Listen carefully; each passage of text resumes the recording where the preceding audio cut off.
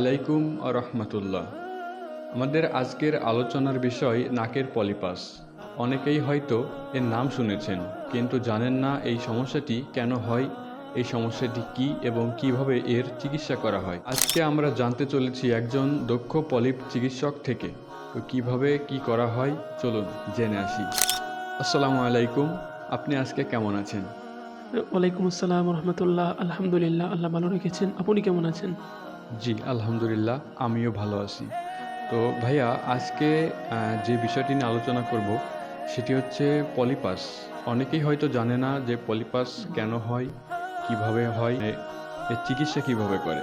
তো আপনি যদি আমাদেরকে প্রথমে জানাতেন যে এটা কি, পলিপাসটা কি। যদি আমি খাস বাংলা আপনাকে বলি আমাদের বোঝার সুবিধার্থে, তো সেক্ষেত্রে আমি একেবারে শর্টকাটে বলবো। সেটা হলো যে পলিপাস হলো আমাদের নাকের মধ্যে একটা মাংসপিণ্ডির মতো, যেটা বেড়ে যায়, বড় হয়ে যায়, অনেকের হয়। তো আসলে এই পলিপাসটা শুরুতেই থাকে না মানুষের। এই পলিপাসের আগে আরও জিনিস হয়। যেমন আমাদের যখন সাইনাসে প্রবলেম হয়ে যায়, যেমন আমাদের এদিকে সাইনাসে কিছু পয়েন্ট আছে, 6টা পয়েন্ট আছে। তো এই সাইনাসে যখন নিউকাস জাতীয় ব্যাকটেরিয়া জমতে থাকে, তো এটা বিভিন্ন কারণে জমে।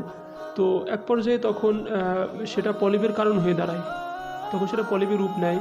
এরপর এখান থেকে ডিএনএস হইতে পারে, এবং পলিপের কারণেই পরবর্তীতে আবার হাড় বাঁকা হয়ে যায়। যে পলিপটা বড় হয়েছে তো নাকের এদিকে, তো আপনি যখন এই কাত হয়ে শোবেন, ঘুমাবেন, যখন এই কাত হয়ে ঘুমাইতে থাকবেন, তখন এই পলিপের চাপটা এই হাড়ে গিয়ে লাগে। যেহেতু এটা একটা মাংসপিণ্ডের মতো, তো হাড়ে গিয়ে লাগার পরে তখন হাড়টা ওইদিকে সরে যায়, তখন হাড়টা বাঁকা হয়ে যায়। অপর সাইডের যে আমাদের নিঃশ্বাসের যে ছিদ্র আছে, এটা সংকীর্ণ হয়ে যায়। তো পলিপ একেবারেই শর্ট করে বলতে গেলে এটা আমাদের নাকের মধ্যে একটা মাংসপিণ্ডের মতো, যেটা বিভিন্ন কারণে বৃদ্ধি পায়। আচ্ছা, এবার আমাদেরকে জানান যে এটা কেন হয়। এটার মৌলিক আসলে দুইটা কারণ। দুইটা কারণে এটা হয়: অ্যালার্জিক কারণে এবং ঠান্ডাজনিত কারণে। তো যখন আমাদের অতিরিক্ত অ্যালার্জি থাকবে, অ্যালার্জি ভাব থাকবে, তখন আমাদের পলিপ হতে পারে। যখন আমাদের অ্যালার্জিকে আমরা নিয়ন্ত্রণে রাখবো না, তখন এটা হওয়ার সম্ভাবনা থাকে। দ্বিতীয় নম্বর হলো ঠান্ডাজনিত কারণে। যখন আমার অতিরিক্ত ঠান্ডা থাকবে, এই ঠান্ডার থেকে আবার অনেক কিছু আসে, যেমন আমাদের যে কোল্ড অ্যালার্জি থাকে, এরপর ডাস্ট অ্যালার্জি থাকে।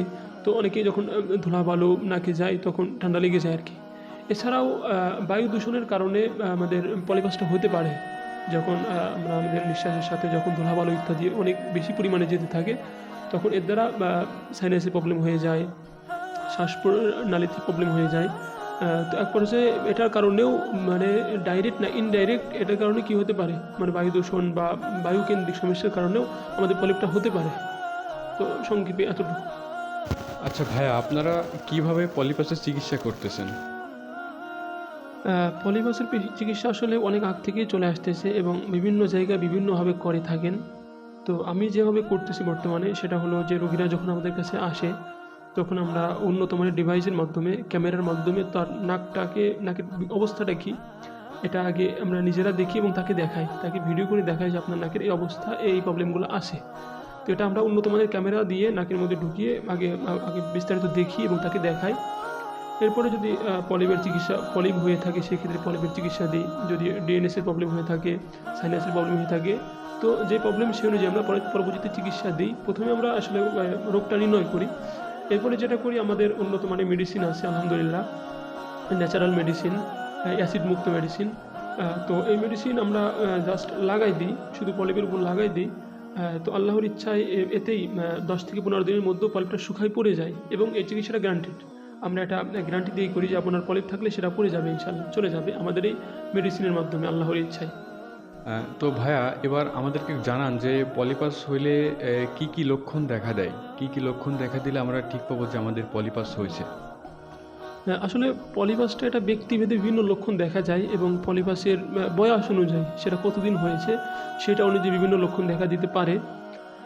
তো সাধারণতভাবে মোটামুটি বেসিক কিছু আলামত হলো, যেমন মাথা ব্যথা করতে পারে, নাক দিয়ে পানি পড়তে পারে অতিরিক্ত, রাত্রে যখন ঘুমায় তখন নাকটা বন্ধ হয়ে যেতে পারে, এরপরে খাবারের রুচি কমে যেতে পারে, কানে ভোঁ ভোঁ শব্দও শুনতে পারে অনেক সময়, কোনো স্ক্রিনের দিকে, টিভি হোক, মোবাইল হোক, দীর্ঘক্ষণ বা কিছুক্ষণ তাকিয়ে থাকলে চোখ দিয়ে পানি পড়তে পারে, চোখে ঝাপসা দেখা, এই প্রবলেমটাও হতে পারে।